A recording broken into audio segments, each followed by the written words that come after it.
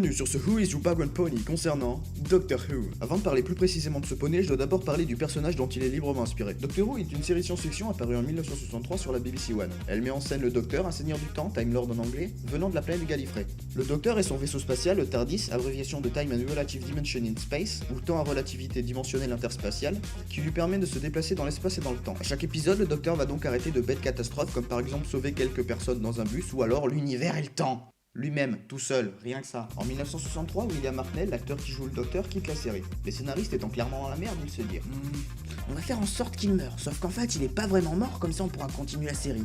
Il va se régénérer et changer d'apparence et de personnalité tout en gardant sa mémoire. La série s'étant arrêtée après 26 saisons pour cause de perte d'audience, elle reprit en 2005 et continue encore. Depuis 1963, Doctor Who a eu 12 acteurs principaux. Et à peu près à chaque saison, une assistante.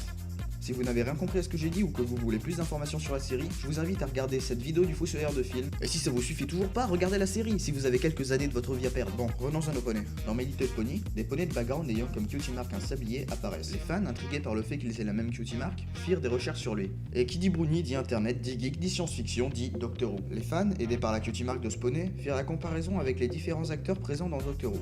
Et miracle, ils trouvèrent une correspondance avec les différents poneys. Celui-ci ressemble étrangement au 3e Docteur, lui au 5e, lui au 10e, et celui-ci au 11e. Comme il est coutume, les Brownies lui donnèrent un nom, Doctor Who, qui est un mix entre les mots Doctor Who et Who, signifiant sabot pour les anglophones. Mais pour ne pas avoir de problème avec la BBC, Hasbro accordèrent ce nom avec une orthographe différente. Comme je l'ai dit dans le précédent épisode, beaucoup de shipping et de fanfiction sont apparus entre lui et Derpy, ce qui est une aberration car le Docteur ne doit pas tomber amoureux. Ce qui est aussi une aberration puisque le Docteur a embrassé toutes ses assistantes. Pourquoi Derpy est le Docteur? Beaucoup de théories circulent et la mienne est que Derpy ressemble autant physiquement et mentalement à Rose Taylor, car elles sont toutes les deux maladroites. Cet épisode est maintenant terminé, et comme l'a dit le dernier survivant des Seigneurs du Temps dans la première saison de la seconde génération, chacun fait son temps et doit mourir un jour ou l'autre.